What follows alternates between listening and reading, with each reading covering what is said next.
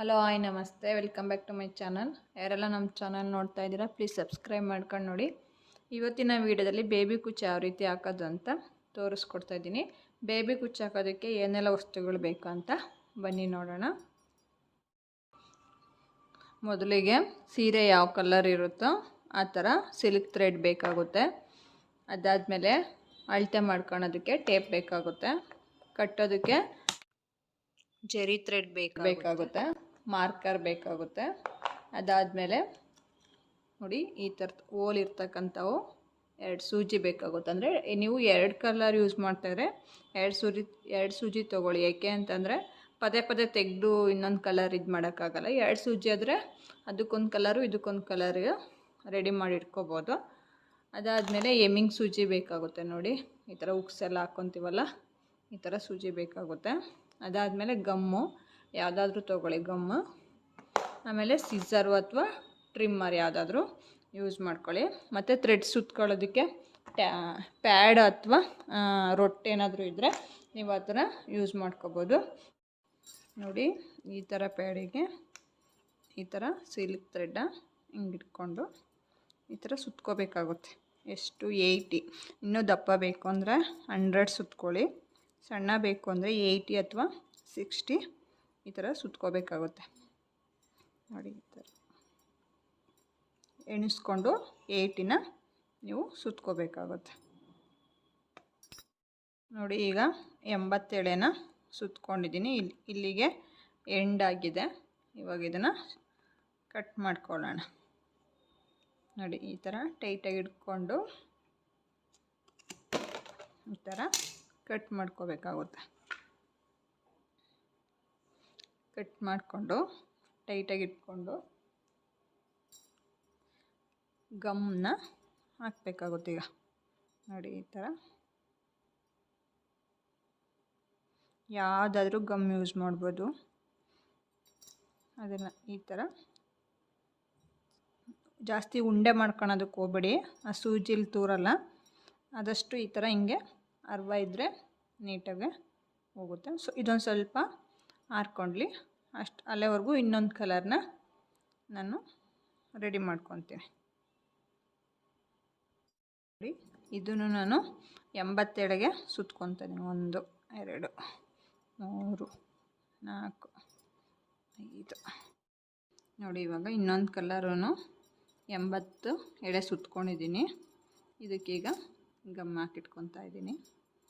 ನೀವು ಎಷ್ಟೇ colour use ಮಾಡಿ ಈ ಥರ ಗಮ್ ಹಾಕಿ ಎಷ್ಟು ಬೇಕೋ ಅಷ್ಟು ರೆಡಿ ಮಾಡಿಕೊಂಡ್ರೆ ಗಂಟಾಗಲ್ಲ, ನೀಟಾಗಿರುತ್ತೆ ಮತ್ತು ಬಿಚ್ಚೋಗಲ್ಲ. ನೋಡಿ ಎಳೆಗಳು ಈ ಥರ ಬಿಚ್ಚೋಗಲ್ಲ, ನೀಟಾಗೆ ಇರುತ್ತೆ. ಗಮ್ ಮಾಡಿಬಿಟ್ಟು ಸೈಡಲ್ಲಿ ಎತ್ತಿಟ್ಕೋಬೋದು. ನೋಡಿ ಈ ಥರ ಸುಜ್ಜಿಗೆ ಇದು ಅವಾಗಲೇ ರೆಡಿ ಮಾಡಿ ಇಟ್ಕೊಂಡಿದ್ನಲ್ವ ಗಮ್ ಹಾಕಿ, ಅದನ್ನ ಈ ಥರ ಹಿಂಗೆ ತೋರಿಸ್ಕೋಬೇಕಾಗುತ್ತೆ. ನೋಡಿ ಇಷ್ಟೇ, ಸ್ವಲ್ಪ ಮುಂದಕ್ಕೆ ಇದು ಮಾಡಿಕೊಂಡ್ರೆ ಸಾಕಾಗುತ್ತೆ. ನೋಡಿ ಅದೇ ಥರ ಇನ್ನೊಂದು ಸೂಜಿಗೆ ಮಾಡ್ಕೊತಾ ಇದ್ದೀನಿ. ಈ ಥರ ಗಮ್ ಹಾಕಿಟ್ಬಿಟ್ಟು ಸ್ವಲ್ಪ ಒಣಗಿಸಿದಾದ್ಮೇಲೆ ಮಾಡ್ಕೊಳೋದ್ರಿಂದ ಎಳೆಗಳು ಬಿಚ್ಚೋಗಲ್ಲ, ತುಂಬ ಚೆನ್ನಾಗಿರುತ್ತೆ. ನೋಡಿ ಈ ಥರ ಜೆರಿ ಥ್ರೆಡ್ ಇರುತ್ತಲ್ವ, ಇದನ್ನು ನಾವು ಎಮ್ಮಿಂಗ್ ಸೂಜಿಗೆ ಇದು ಮಾಡ್ಕೋಬೇಕಾಗುತ್ತೆ, ಏರಿಸ್ಕೋಬೇಕಾಗುತ್ತೆ. ನೋಡಿ ಇವಾಗ ಕುಚ್ಚು ಥ್ರೆಡ್ಡು ರೆಡಿ ಆಯಿತು ಮತ್ತು ಎಮ್ಮಿಂಗ್ ಸೂಜಿದು ರೆಡಿ ಆಯಿತು. ಈಗ ಕುಚ್ಚು ಹಾಕೋಣ ಬನ್ನಿ. ನೋಡಿ ಈ ಥರ ಒಂದು ಟೀಪಾಯ್ ಮೇಲೆ ಈ ಸೀರೆನ ಇದು ಮೇಲ್ಮುಖ, ಇದು ಉಲ್ಟಾ ಹಾಕೋಬೇಕಾಗುತ್ತೆ. ಉಲ್ಟಾ ಹಾಕ್ಕೊಂಡ್ರೆ ಏನು ಗೊತ್ತಾ, ನಾವು ಥ್ರೆಡ್ ಕಟ್ತೀವಲ್ವ ಆದರೆ ಎಕ್ಸ್ಟ್ರಾ ಈ ಥರ ಉಳಿಯುತ್ತಲ್ವ, ಅದು ಹಿಂದಗಡೆ ಇರುತ್ತೆ. ಆವಾಗ ಫ್ರಂಟು ನೋಡಿ ಚೆನ್ನಾಗಿ ಕಾಣಿಸುತ್ತೆ. ಅದಕ್ಕೆ ನಾವು ಸೀರೆ ಆದಷ್ಟು ಈ ಥರ ಹಿಂಗೆ ಉಲ್ಟಾ ಹಾಕೋಬೇಕು. ಅದ್ರ ಮೇಲೆ ಒಂದು ದಿಂಬಿಡ್ಕೋಬೇಕಾಗುತ್ತೆ. ನೋಡಿ ಈ ಥರ ಒಂದು ದಿಂಬಿಡ್ಕೋಬೇಕು. ದಿಂಬಿಡ್ಕೊಂಡು ನೀವು ಹೊಸ್ದಾಗಿ ಏನಾದರೂ ಕುಚ್ಚಾಕ್ತಾ ಇದ್ದೀರಂದರೆ ನೋಡಿ ಈ ಥರ 1 ಇಂಚಿಗೆ ಮಾರ್ಕ್ ಮಾಡ್ಕೋಬೇಕಾಗುತ್ತೆ. ನಿಮಗೆ 1 ಇಂಚಿಗೆ ಬೇಕಾದರೆ 1 ಇಂಚಿಗೆ ಮಾರ್ಕ್ ಮಾಡ್ಕೊಳ್ಳಿ, ಇಲ್ಲಾಂದರೆ 3/4 ಇಂಚಿಗೆ ಬೇಕು ಅಂದರೆ 3/4 ಇಂಚಿಗೆ ಮಾರ್ಕ್ ಮಾಡ್ಕೊಳ್ಳಿ. ನಾನೇನು ಮಾರ್ಕ್ ಮಾಡ್ಕೊಳಲ್ಲ. ಈ ಥರ ತಂಬಿರುತ್ತಲ್ವ ಹೆಬ್ಬೆಟ್ಟು ಬೆರಳು, ಅದನ್ನು ಈ ಥರ ಇಟ್ಕೊಂಡು ಇಟ್ಕೊಂಡಾದ್ಮೇಲೆ ನೋಡಿ ಹಿಂಗೆ ಈ ಜಿಗ್ಜಾಗ್ ಏನು ಮಾಡಿರ್ತಾರ ಅದರಿಂದ ಮೇಲೆ ಸ್ವಲ್ಪ ಈ ಥರ ಮಾಡ್ಕೋಬೇಕಾಗುತ್ತೆ. ಮಾಡಿಕೊಂಡು ಇದನ್ನು ಸ್ವಲ್ಪ ಹಿಂಗೆ ರೊಟೇಟ್ ಮಾಡಿ ಬರುತ್ತೆ ಇದೆಲ್ಲ ನೀಟಾಗಿ ಇಟ್ಕೊಂಡು ನೋಡಿ ಈ ಥರ ಎರಡು ಕಡೆಗೂ ಇಟ್ಕೊಂಡು ನೀಟಾಗೆ ಎಷ್ಟಕ್ಕೆ ಬೇಕೋ ಅಷ್ಟು ಎಳ್ಕೊಬೇಕಾಗುತ್ತೆ. ನೀಟಾಗಿ ಎಲ್ಲ ಥ್ರೆಡ್ನ ಲೆವೆಲ್ ಮಾಡ್ಕೋಬೇಕಾಗುತ್ತೆ. ಮಾಡಿಕೊಂಡು ತುಂಬ ಥ್ರೆಡ್ ಬಿಡೋಕ್ಕೆ ಹೋಗಬೇಡಿ, ವೇಸ್ಟ್ ಮಾಡ್ಕೋಬೇಡಿ. ನೋಡಿ ಸ್ವಲ್ಪ ಬಿಟ್ಕೊಳ್ಳಿ. ಬಿಟ್ಕೊಂಡಾದ್ಮೇಲೆ ಎಮ್ಮಿಂಗ್ ಸೂಜಿಗೆ ನಾವು ಏರ್ಸ್ ಇಟ್ಕೊಂಡಿದ್ವಲ್ವಾ, ಈ ಎಮ್ಮಿಂಗ್ ಸೂಜಿಗೆ ಇದನ್ನು ನೋಡಿ ಇಲ್ಲಿ ಮಧ್ಯಗೆ ಈ ಥರ ಹಿಂಗೆ ಚುಚ್ಚಿ ಕೆಳಗಡೆಯಿಂದ ಈ ಥರ ತಗೊಳ್ಳಿ. ಅದಾದಮೇಲೆ ಇಲ್ಲಿ ಬರುತ್ತಲ್ವ, ಇದನ್ನು ಹಿಂಗೆ ಹೆಬ್ಬೆಟ್ ಬೆರಳಲ್ಲಿ ಇಟ್ಕೊಂಡು ಇದೇನು ನಾವು ಥ್ರೆಡ್ ತೂರಿಸಿದ್ದೀವಲ್ವ ಅದಕ್ಕೆ ಒಂದು ರೌಂಡು ಈ ಥರ ತಗೊಂಡು ಕೆಳಗಡೆಯಿಂದ ಇದಕ್ಕೊಂದು ನಾಟ್ ಹಾಕ್ಕೊಳ್ಳೋದು. ಈ ಥರನೇ 3 ಸತಿ ಹಾಕ್ಕೋಬೇಕಾಗುತ್ತೆ. ನೋಡಿ ಆ ಕುಚ್ಚಿಂದೇನು ದಾರ ಇದೆಯಾ ಅದಕ್ಕೆ ಒಂದು ರೌಂಡು ಈ ಥರ ಮಾಡಿಬಿಟ್ಟು ಒಂದು ನಾಟ್ ಹಾಕ್ಕೋಬೇಕು.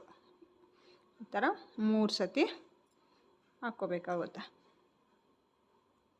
ನೋಡಿ ಈಗ 3 ಸತಿ ಆಯಿತು. ಈಗೇನು ಮಾಡಬೇಕು ಅಂದರೆ ಇಲ್ಲಿ ಮೇಲ್ಗಡೆ ಇದೆಯಲ್ಲ ಇಲ್ಲಿಂದನ ಈ ಥರ ಒಳಗಡೆಯಿಂದ ತಗೊಂಡು ಎಳ್ಕೊಂಡು ಈಗ ಎಷ್ಟಕ್ಕೆ ಬೇಕು ಅಷ್ಟಕ್ಕೆ ಕಟ್ ಮಾಡ್ಕೊಳ್ಳಿ. ಫಸ್ಟೇ ನಿಮ್ಗೆ ಸೈಜು ಗೊತ್ತಾಗಲಿಲ್ಲ ಅಂತಂದರೆ ಒಂದು ಮೀಡಿಯಮಿಗೆ ಕಟ್ ಮಾಡ್ಕೊಳ್ಳಿ. ಆಮೇಲೆ ಎಲ್ಲ ಕುಚ್ಚಾಕಿದ್ದಾದಮೇಲೆ ಲೆವೆಲ್ನ ನೋಡ್ಕೊಂಡು ಕಟ್ ಮಾಡ್ಕೋಬೋದಾಗುತ್ತೆ. ನೋಡಿ ಈಗ ಇನ್ನೊಂದು ಈ ಥರ ನೋಡಿಕೊಂಡು ಸ್ವಲ್ಪ ಹಿಂಗೆ ರೊಟೇಟ್ ಮಾಡ್ಕೊಳ್ಳಿ. ಸಾಕು. ಮಾಡ್ಕೊಂಡಾದ್ಮೇಲೆ ನೀಟಾಗಿ ಎರಡು ಕಡೆಗೆ ಈ ಥರ ಇಟ್ಕೊಳ್ಳಿ.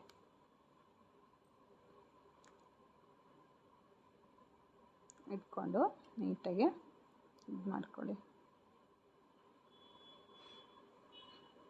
ಈಗ ಎಮ್ಮಿಂಗ್ ಸೂಜಿಲಿ ನೋಡಿ ಈ ಥರ ತಗೊಂಡು ಇದನ್ನು ಈ ಥರ ಹೆಬ್ಬೆಟ್ ಬೆರಳಲ್ಲಿ ಇಟ್ಕೊಂಡು ಆ ಕುಚ್ಚಿಂದೇನು ದಾರ ಇದೆಯಲ್ಲ ಅದಕ್ಕೆ ಒಂದು ರೌಂಡ್ ಈ ಥರ ಬಂದು ನಾಟ್ ಹಾಕ್ಕೋಬೇಕು. ಇದೇ ಥರ 3 ಸತಿ ಹಾಕ್ಕೋಬೇಕಾಗುತ್ತೆ. ಸ್ವಲ್ಪ ಟೈಟಾಗಿ ಹಿಂಗೆ ಎಳ್ಕೊಳ್ಳಿ, ನೀಟಾಗಿ ಬರುತ್ತೆ.